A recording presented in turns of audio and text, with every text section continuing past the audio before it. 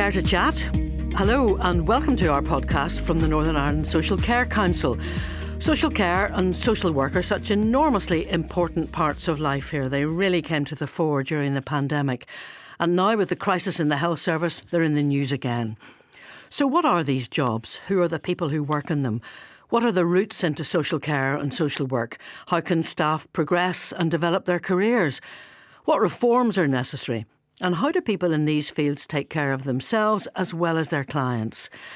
In this episode, we're taking another look at human rights, specifically in the context of children's safeguarding and young people in care.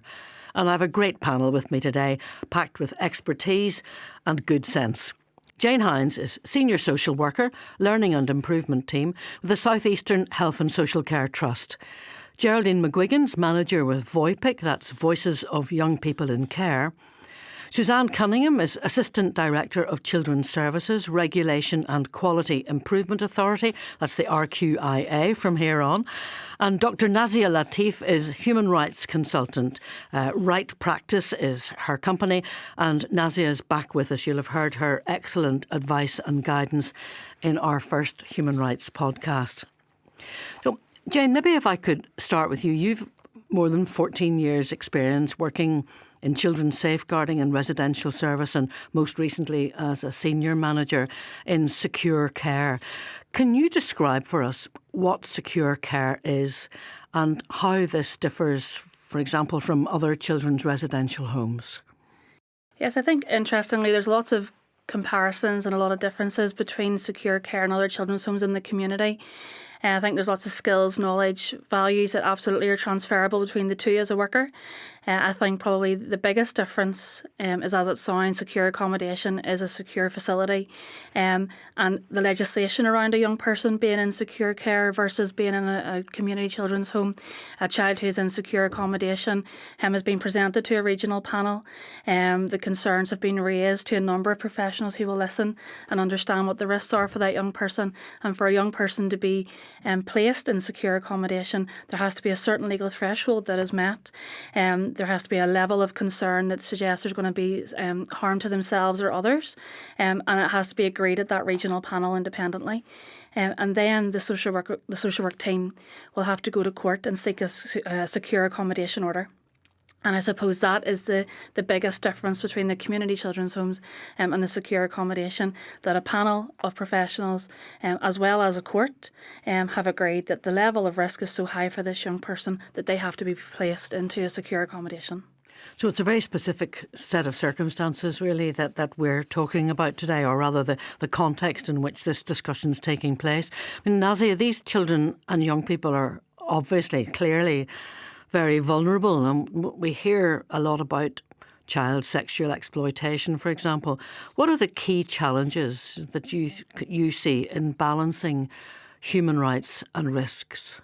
I think Jane mentioned there the whole concept of risk assessments, and I think the key challenges really is getting those risk assessments right. And I think a lot of people don't realise is that the young person themselves needs to be involved in that risk assessment. And so you need to establish what the risks are to the child, and the best way to do that is to speak to the child. What are they experiencing when they're out there in the community or before they were moved into secure care? And so we talk in human rights terms, we talk about a collaborative approach to risk assessment, and I think that can be a challenge because there can be issues in terms of the child communicating their own fears and their own wishes, and then there can be a challenge in terms of interpreting that as a social worker or the person involved in the risk assessment. But I think that collaborative approach has been shown time and time again that when you involve the young person in establishing the risk and then putting in place the mitigating factors, they're much more likely to comply with the mitigating factors that you put in place because they understand the need for them. So I think that would be the key message there in terms of the challenges, is getting that collaborative approach to establishing the risk and then putting the mitigating factors in place. And Geraldine, I see you've got your hand up, and I was just about to come to you actually. I mean, the voice of young people in care, and that's what you're being to a degree today. But how difficult is that to do what Nazia's just been talking about, to involve that young person in that conversation? What helps to make a young person feel involved in their care and the decisions that are being made about and for them? So as Nazia was saying, we have found it extremely important that if young people are involved in that decision making in terms of their voice being heard at the secure panel, which Jane was talking about. So our role in Voypic would be a referral from the social worker or the residential team, and we would meet with the young person. Sometimes we meet with them and they're not aware that they're being presented a panel due to high risks of CSE or running away from the home. So we're sort of exploring with them then, you know, what they're liking, what's difficult in their life, what they need to change in their life. But where they do know that they're going to be presented to the secure panel, then we are asking them, you know, do they understand their risk-taking behaviour? So it's really exploring with them and then coming from a very solution-focused approach where we're asking them, well, what would be different? You know, what would you like to see? And that can be from very small steps, such as I would like to have my phone for 1 hour a day. I would like to meet my friends for 1 hour a day, or I would like to spend time with my family, to maybe they're not happy at school, or looking at their support networks out in the community. And it's also helping them to understand that they understand the risks that the social workers are presenting, you know, because sometimes they're very resistant. They see it as a system where we're independent and we're not part of the system. And then we present their voice to the panel, and it's not our voice. It is purely the young person's voice. We might not always agree. We'll let the young person know the pros and the cons of what they're asking for, what they're suggesting. But then it's really important that their voice is heard on the panel. And also then when they go into secure care, if they're looking at their pathway plan back out into the community, we're representing that voice as well, so that they're part of that journey from start to finish. Susanne, when the RQIA go in to inspect children's homes or secure care environments, since that's specifically what we're talking about today, what are you looking for in terms of human rights compliant care?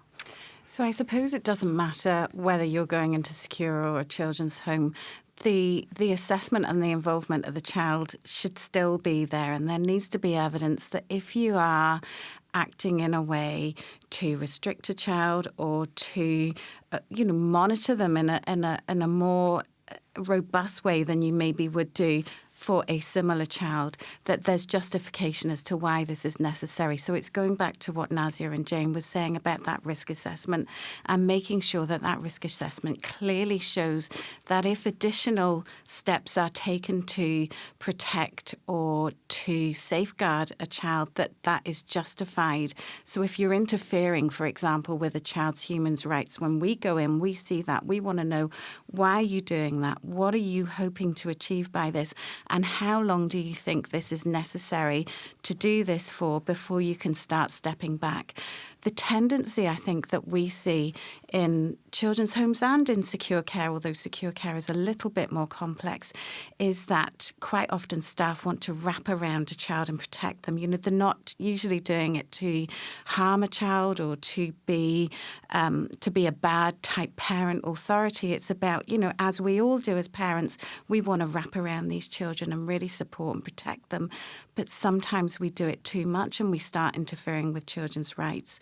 So you really need to be clear as a social worker or as a social care worker when you're taking that approach. Why am I doing this? How long am I going to do it for? And actually think about that child's independence as they grow. How do we let them develop their independence? In terms of secure care, it's that little bit more complex because the children are in a locked environment, unlike an open children's home. So the tendency is, because they're there, because they are showing behaviours which would cause, anybody huge concern, and usually the young person isn't able to see danger or risk or respond to danger and risk in a safe way. So therefore they're spending a small period of time in secure accommodation. So staff tend to again want to wrap around them, but they're already in a locked environment. So if you want that child to then be able to learn to manage risk and respond safely, you need to give them opportunities to to grow those behaviours, to grow those responses and confidences.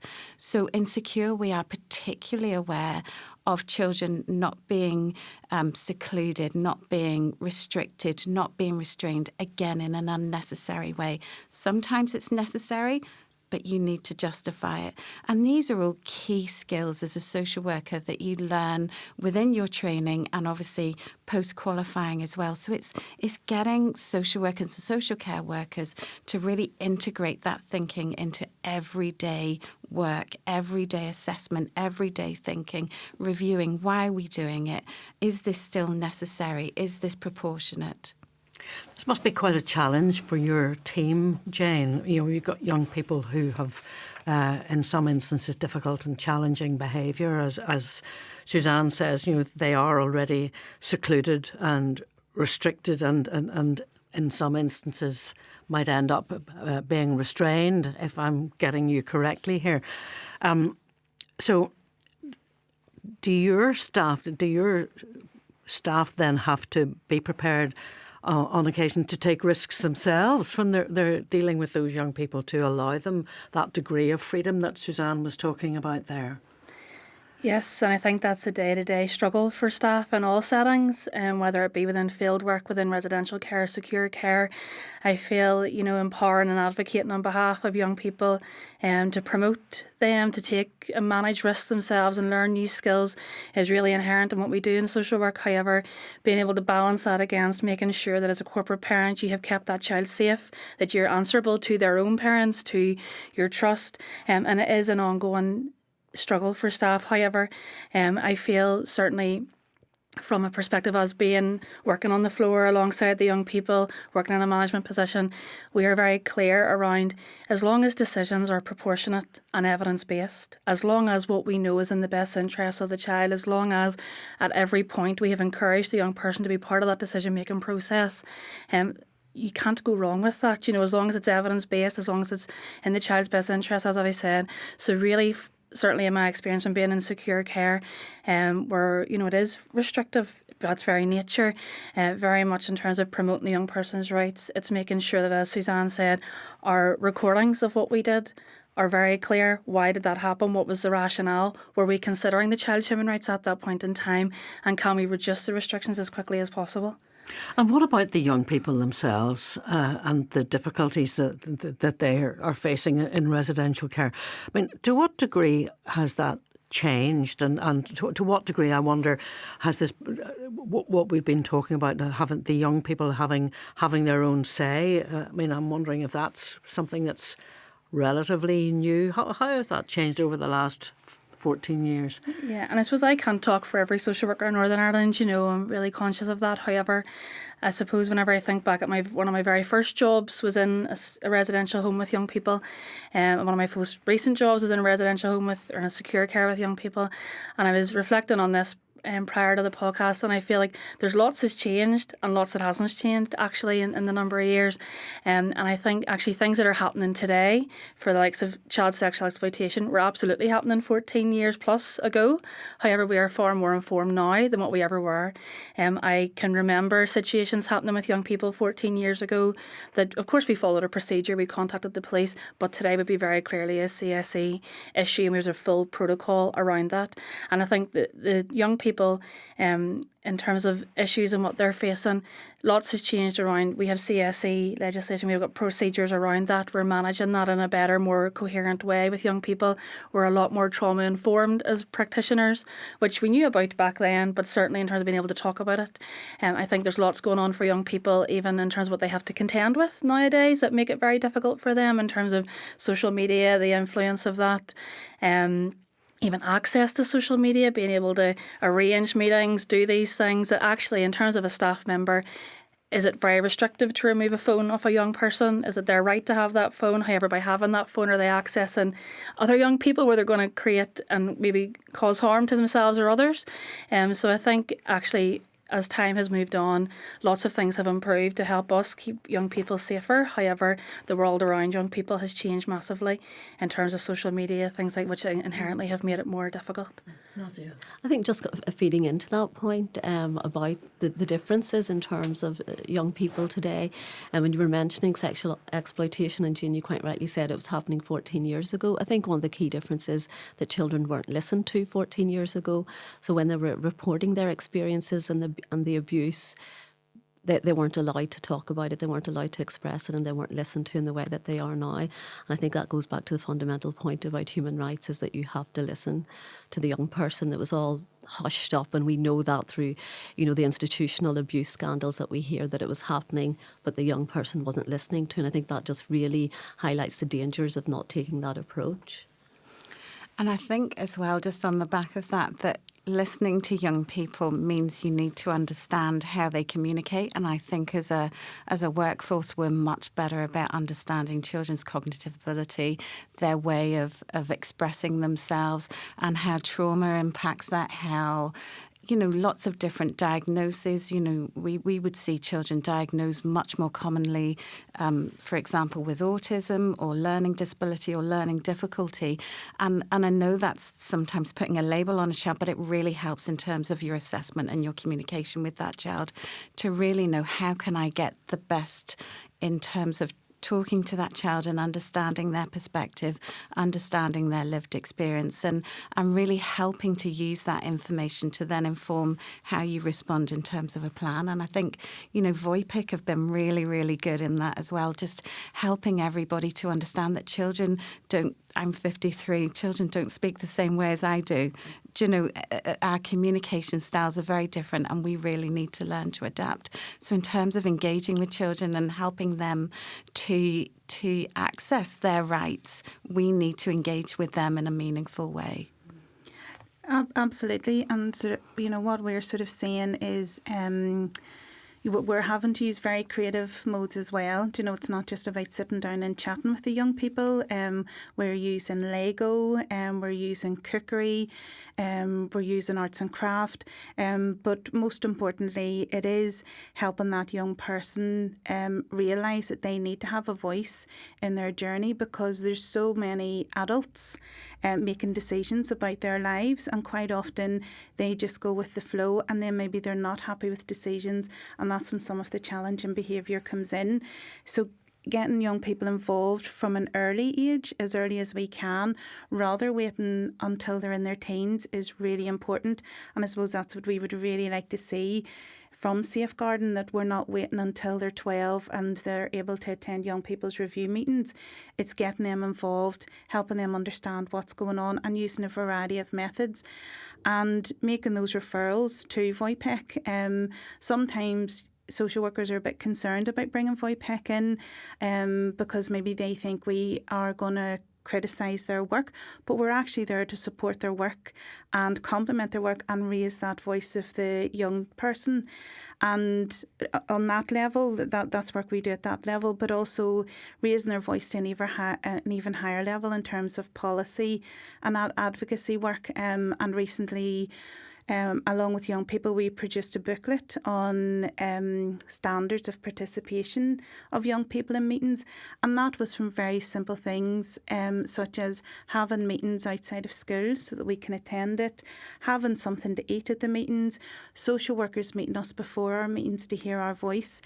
And that booklet came out as a result because some of our young people were saying they felt excluded from the meetings. They didn't think they could attend the meetings. The meetings were in language that didn't welcome their voice into the meetings. So our advocacy work goes from independent advocacy, helping hear the voice of the child, right through to policy and helping reach that higher level. And what about human rights, since that's what we're talking about to a degree today? I mean, how aware are young people of their human rights and of the fact that maybe, human rights tends to be in inverted commas, doesn't it? These are my human rights. They're not all the same. Yes. But how aware are they of that? Well, that's a big part of our role. And you're right, you would hear young people, I know my rights, but and maybe they're aware of the UNCRC, but maybe they don't know exactly how that applies to them. Do you know that, in fact, it's embedded in the Children's Order that they have the right for their voice to be heard. And that leaflet that we devise for the young people references human rights right throughout it. So a lot of our work, when we do our group work and participation, we might do the right to play, and how important it is for young people to have the right to play and what that actually means for them. And also then whenever we're doing rights around their voice, it's about ensuring they know they have a right to a pathway plan, they have a right to have their voice heard. So in terms of young people being aware of their human rights, it isn't just about saying the UNCRC, and it shouldn't just be about Voypic coming in whenever they're going to review meetings. Human rights should be embedded in the school curriculum, that young people are aware of their human rights there. Social workers, whenever they're making decisions, it would be really good if they're saying, why they're making those decisions and what the human rights are and how they're meeting the rights of the young people. Nazia, let me bring you in there actually, because when the last time we were talking about this, you had some very useful and empowering phrases, if I could put it like that, which you felt were helpful for social workers in their work in various circumstances that they might be involved in, where the I know my rights part of it came into things. Maybe you would just go through those again for us. Yeah. I mean, there's different frameworks that have been developed by different organisations, but I think that one of the most sort of effective ones that I've seen used in health and social care is what the Scottish Human Rights Commission has developed, and that's the FAIR framework. So just to talk very briefly through that, the first aspect of that is the facts in FAIR, so establishing the facts, and it's very important to establish those facts as they're experienced by the individual, by the service user, so in this case the young person. So let's take the risk of sexual exploitation, for example. So a young person who you believe is at risk of grooming, well, what are the facts experienced by them? What are the encounters that they are experiencing? What are the risks according to them? And then you have the analysis as the next stage, and that's where you have to have this knowledge of human rights. So what are the human rights at stake here? So obviously a young person who is at risk of grooming, there's their right to be free from inhuman and degrading treatment. But then they also have a right to respect for private and family life, which means that you as a social worker shouldn't really interfere with their life unless there's a good reason for you to. So obviously risk of grooming and sexual exploitation is a very legitimate reason to be interfering with someone's right to respect for private and family life. But so that's a legitimate aim. That's the language that we use in human rights terms. But your interventions have to be proportionate to the problem. So if a young person says to you, I was out and once I met someone who offered me something a bit dodgy in a brown envelope, that's not a reason to completely come down with a sledgehammer to crack a nut. So your response has to be proportionate. And as Susanne was saying, there's a tendency, with the best of intentions, to sort of wrap yourself around the young person. I think the default position is that you don't interfere with someone's rights unless there's a very good reason to. And then the next step is to identify who needs to do what. So quite often when I go into organisations to do training and I ask about this step, they say, oh, it's everybody's responsibility. Well, that's right, but you have to be very specific. What's your responsibility as a social worker? Is there a mental health team involved? Is there does the school have a role to play? To be very specific about who needs to do what to protect this young person, involving that young person the whole time. And the last aspect then is review, and this is where, in my experience, some organisations tend to fall down. You always need to go back and review your decisions and your framework. So what was right for a young person 2 or 3 months ago might not be right anymore. The risk may have escalated or it may have gone down, and so you constantly need to review your actions. And I think if you look at it from that framework, the facts, the analysis, the identification of responsibilities and the review, it's really good for working through the different rights that are involved and where you can interfere and where you can't and where you shouldn't. But it's also really effective in terms of your record keeping, and that's really fundamental as well, is that, if you didn't write it down, it didn't happen. So your record keeping needs to use this language as well. Mm. Susanne, what are some of the key concerns that in the RQIA's view social work staff need to have their eyes open to? I think just in terms of that, what Nazia was saying there, kind of blanket decisions that get made where there's no justification, there's no really good analysis of what does this mean for this child and for their future. So you need to have, I think the FAIR acronym is a really good one. It gives social workers a really clear understanding about what their role and responsibility is. From our perspective, if we are talking to staff and we're asking about a child's circumstances and we get very little information about why they're doing something, what the plan is in the longer term, how they came to about making those decisions, we would be saying, right, okay, you need to go back here and you need to start exploring, is this the right approach? And that FAIR acronym is a really good way of looking at that. So I think as a social worker, if you're going in to a place of work and you're being asked to act in a certain way, that you stand there and think, well, I don't understand why I'm doing this. It's okay to say that. Don't just do what you're told. If you are starting to question as a social worker, because you've got years of experience and training behind you, or even just as a new social worker, your training, if you're questioning in your head, say it out loud. Because for one, if you're thinking it, probably other people are thinking it too. And I can bet you that when RQIA come in, we will be asking it. So you do, as a social carer and a social worker, need to be clear if you're acting in a certain way, what the justification is for that. What's the plan? How long are we going to do this for? And who's making the decisions? As RQIA inspectors, we had human rights training years ago, and we constantly talk about human rights in everything that we do. We want to see that happening out in every social work environment. This isn't just about children, this is about adults as well. It's not just about secure care, it's about field social work as well. When you're making decisions, human rights needs to be integrated in your thinking. You maybe don't say it out loud, but think it. Always remind yourself of your training. So I think for us, social work staff, be human rights aware and ask questions. If you think of something that maybe isn't just right, ask the questions. We're really good at talking. You can hear me now. I don't stop talking. We're really good at talking. So use our voices and stand up for children's rights. It's a tough job, isn't it, Jane? I mean, let's not pretend that it isn't. Okay, there's a desire to kind of wrap yourself around and take care of these young people who are having very difficult lives, but that can all be very tough. So what are the challenges for social workers in ensuring that they're doing their job, but that they're upholding and protecting the human rights of the young people in their care? Yeah, I feel certainly, again, from being a practitioner on the ground with young people and then being a manager and just throughout, and also being a practice teacher and working with students, I think there's just an ongoing push and pull continuously of wanting to do the best for the young person, making sure that they achieve their outcomes, being there to empower on behalf of them, and then that constant kind of, well, actually, am I working within what the trust is expecting me to do? Am I ensuring that I'm engaging with the parent of the child? Are they happy with what we're doing? Are the inspectors from RQIA going to come in and find something different? And you constantly find yourself having to bounce between making sure that everyone and everything that you do is ticking those boxes. And I suppose you're trying to do that whilst you're making sure that you are promoting and building good working relationships with the young person, and you're meeting their needs and you're listening to their voice.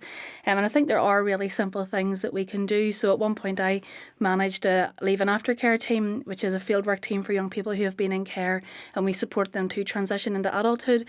And just really simple things. As a manager, a staff member would come and say, listen, Jane, this needs to happen, or we think this should happen. Okay, well, what does the young person say? What do they want?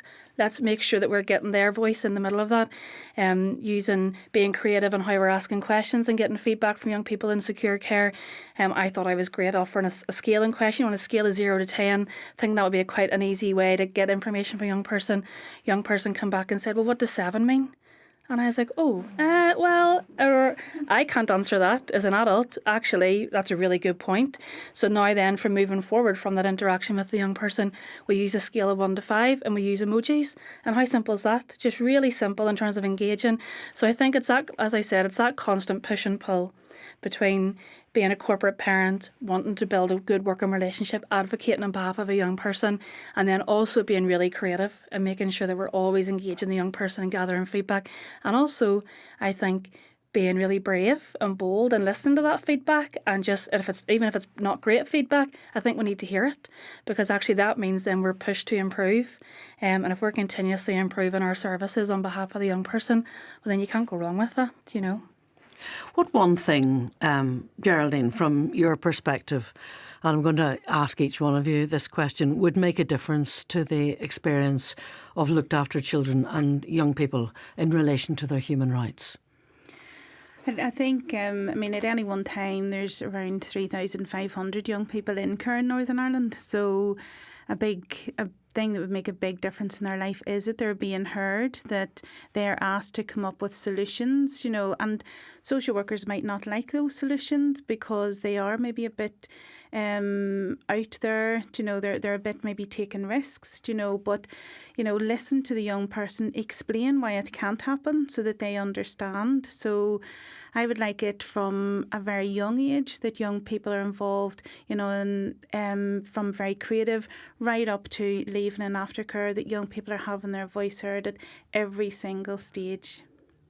I'm just wondering, Nazia, young people's voices are heard otherwise. So is there a difference then in the degree to which young people who are either in care or looked after, is there a different degree of difference to the extent to which their voices are heard?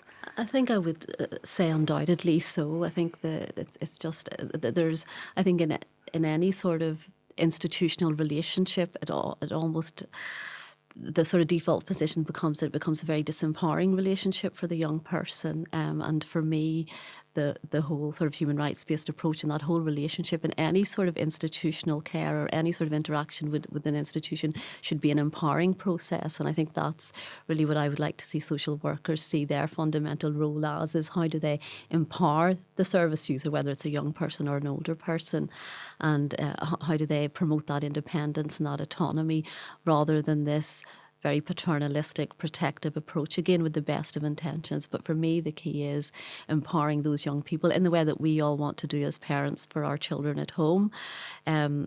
Just seeing your role in that way and striking that balance between protection and promoting their autonomy and independence. And unfortunately, I think children in looked after care don't have those same opportunities, and there's a tendency to be very risk averse. Mm-hmm.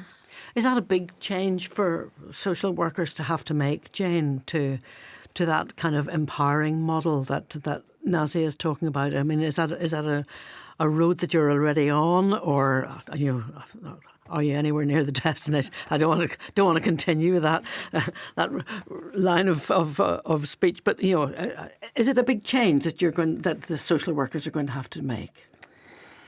I think, I started my social work degree 18 years ago, and back at 18 years ago we were talking about the voice of the service user, how do we empower, and I think actually over the years I have felt braver and more able and more encouraged to make sure that I'm listening to the voice of the service user and the young person. I think it's a path that we all want to be doing in terms of making sure that we are co-producing equally in terms of services and outcomes for young people. I do feel though, with all the systems around us and all the concerns around being risk averse, making sure that we reduce the risk, making sure that we're not ending up with a serious adverse incident and there's a big report to be done. I think that fear for practitioners continues to kind of knock the door in terms of, right, okay, we'd love to be able to empower a young person and listen to their voice and do what they would like us to do. However, on the other side of that, we need to make sure that actually we're working within a safe and effective care path with them as well. It's challenging, that, Susanne, isn't it? It's really challenging, and I've been a social worker for a lot longer than Jane, and I think, we are really good reflectors. It's part of our training, we have to reflect. And as a practitioner, I'm a mother and I'm also a social worker. So what's the difference between the way that I behave with my children and the way I behave as a social worker? My children I've been looking after from day dot whenever they were born.